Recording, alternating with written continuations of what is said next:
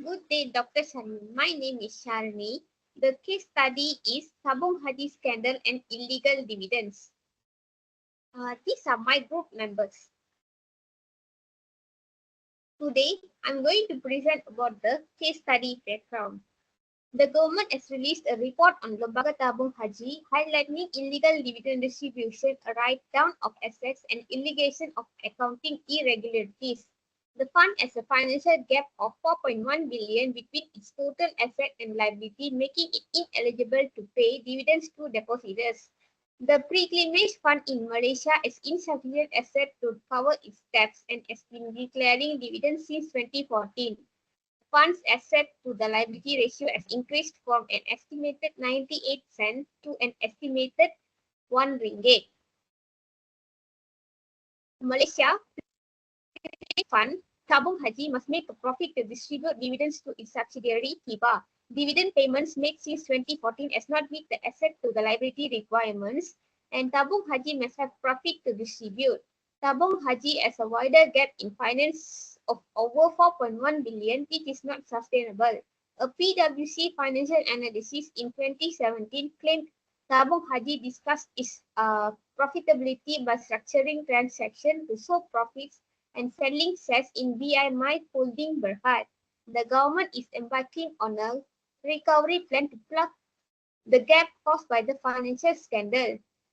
TH turnaround plan and financial recovery. Tabung Haji's recovery plan includes a special purpose vehicle to rehabilitate and recover underperforming assets for public funds. The SPV will be implemented before the end of this year and under the supervision of Bank Negara Malaysia. The plan aims to restore Tabung Haji's financial position and restore confidence. Dividends for the year 2018 will be paid subject to two preconditions stipulated in the law. Tabung Haji failed to record a total impairment of 227.81 million on investment due to the inconsistency in its asset depreciation policy. New management led by former Bank Islam CEO Dato Sri Lutfi Samad is expected to release new disclosure related to the fund. Thank you. There are several offences committed by the Tabung Haji, which involve Malaysia's Haji Pilgrims Fund Board and significant episode highlighting critical issues in financial management and governance. Established to facilitate Malaysian Muslim pilgrimage to Mecca, the fund faced accusations that undermine its credibility and trust among depositors. The scandal centered around several key offences, each contributing to a complex practice and regulatory breaches. The first one is financial mismanagement. At the heart of the scandal were allegations of significant financial mismanagement. Tabung Haji was accused of potentially falsifying its financial statements to hide deficits and present a misleading, healthy financial status. This practice not only mislead depositors but also masked the fund's true financial health, jeopardizing the savings of countless Malaysians who rely on the fund for their pilgrimage.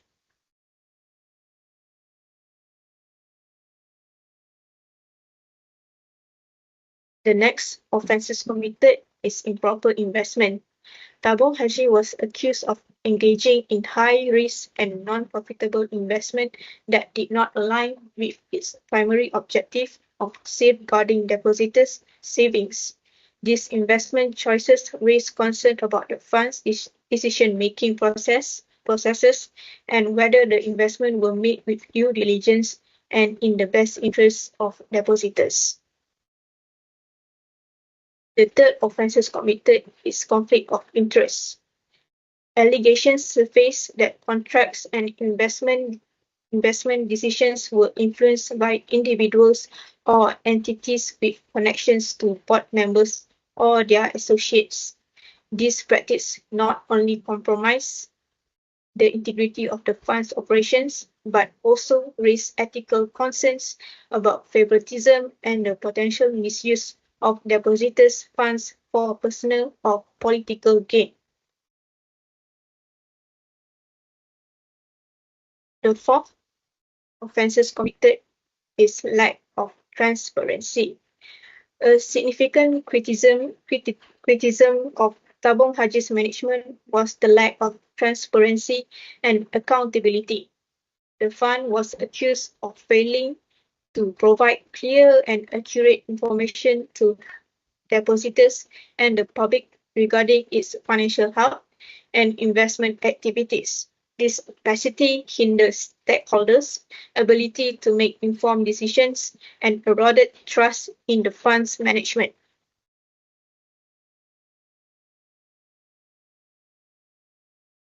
Last but not least is regulatory non-compliance.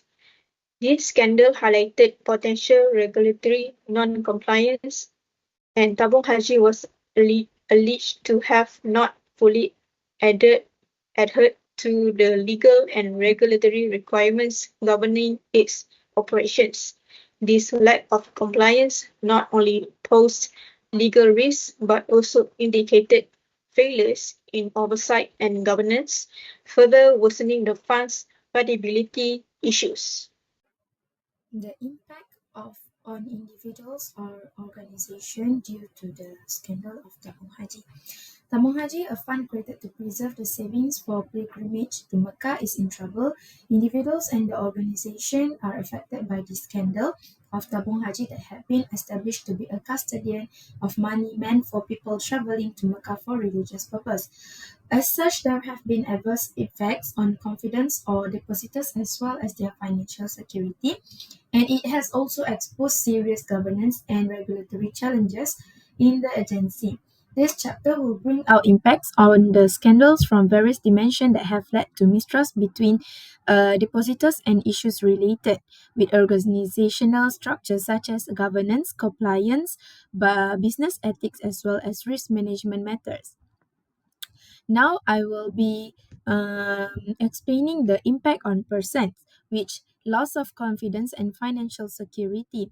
Depositors' confidence greatly diminished, which is the depositors of Tabung Haji, a fund aimed at managing the savings for the pilgrimage to Mecca, have greatly lost confidence and financial security. Threats to saving due to financial mismanagement means such financial mismanagement and lack of transparency in this fund through improper investment have exposed a precarious financial situation that jeopardize the savings of many people. Secondly, the organizational impact that impact the governance and accountability issues. This scandal brought to light some fundamental weaknesses within Tabung Haji governance structure. It meant that there was the need to make sure the institution stuck to its mission, manage its resources with prudence, and it operated transparently. The scandal indicated that strong governance structures were needed, including a well-defined board of directors with clear rules and robust internal controls. Regulatory non-compliance, the organizational impact that impact the governance and accountability issues.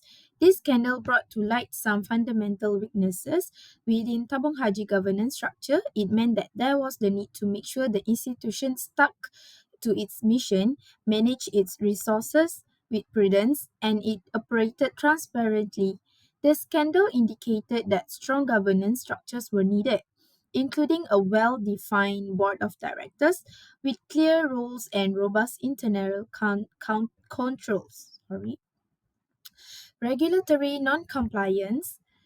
Um, a critical issue was regulatory non-compliance. The management of Tabung Haji failed to respect financial regulation and oversight standards that were in place to protect depositors from instability.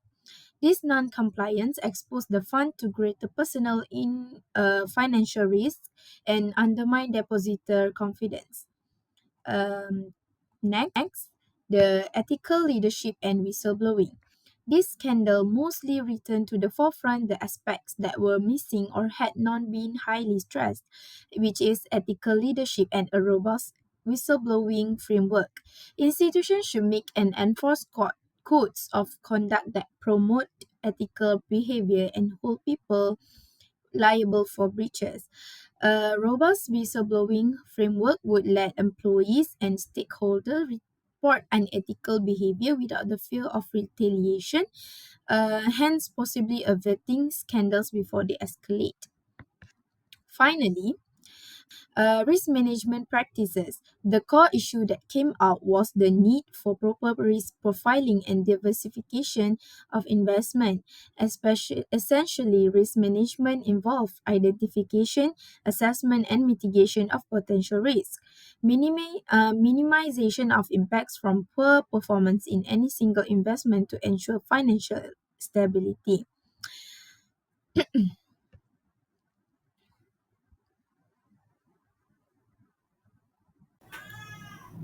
The Tabung Haji scandal highlighted important lessons for financial institutions, regulators, and the community.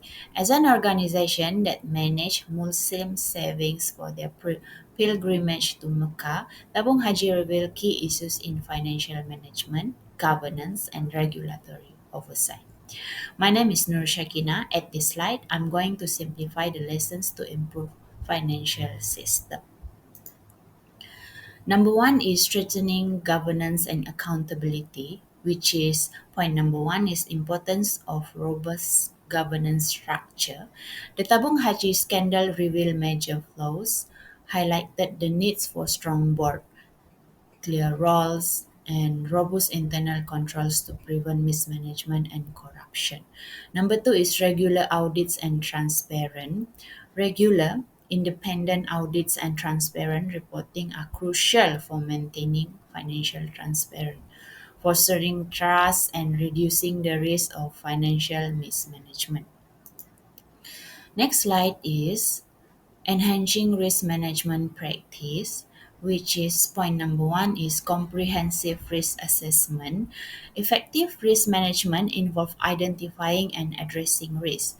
The scandal showed the needs for thorough assessment and robust framework to handle financial, operational, and reputational risks. Point number two is diversification investment, which is high risk investment were a major issue in the scandal.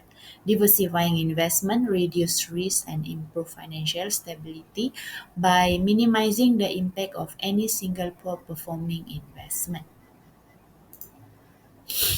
Next slide is promoting ethical leadership and integrity, which is point number one is cultivating a culture of integrity. Ethical leadership promote integrity.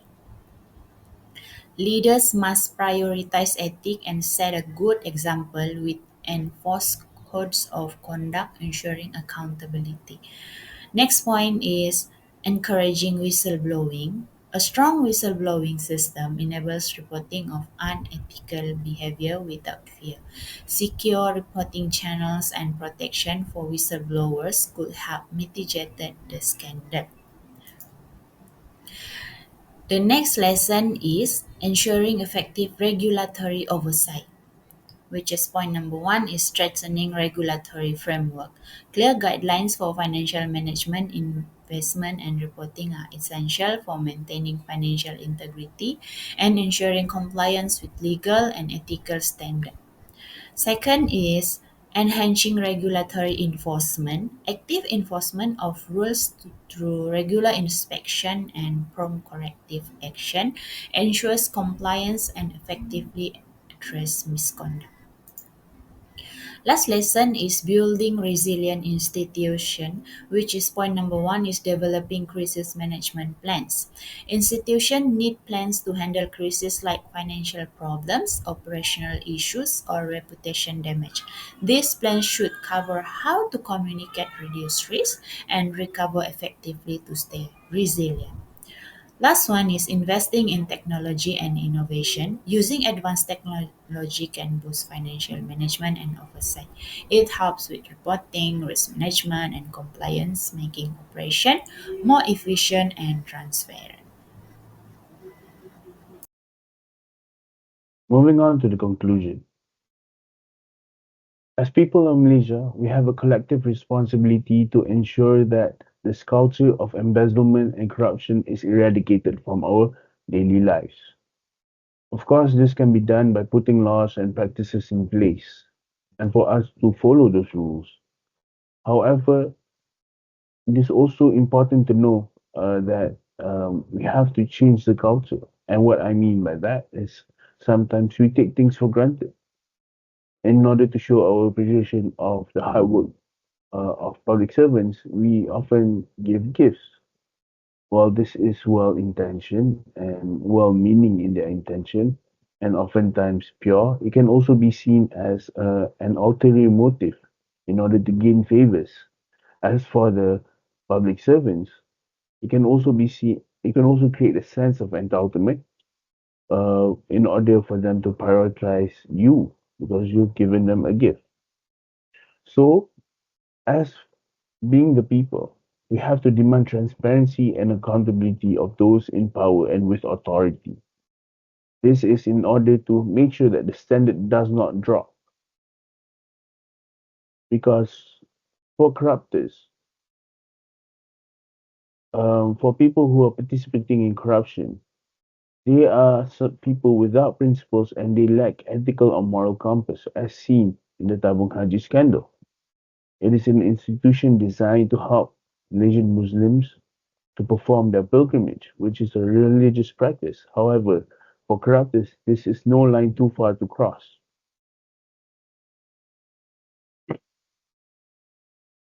There's no line that they won't cross in order to gain personal wealth. It is an institution that was misused as a way to bail out another struggling entity. Their investments also yield no returns. Their shady investments yield no returns. So it is important for us to empower regulatory bodies to be free from any influence, ensuring transparency and strict regulation oversight to be done. As the saying goes, power corrupts and absolute power corrupts. Absolutely. It is very important for us as a people to be aware and wary of questionable practices, be it in our personal daily lives or in our professional work life, which is more likely to happen. It is important to flag it up, to voice out your opinions, and to take actions in order to instill this culture of accountability, of transparency, and ensuring that the country is not afflicted by this issue anymore, the corruption issue. That's all from me. Thank you.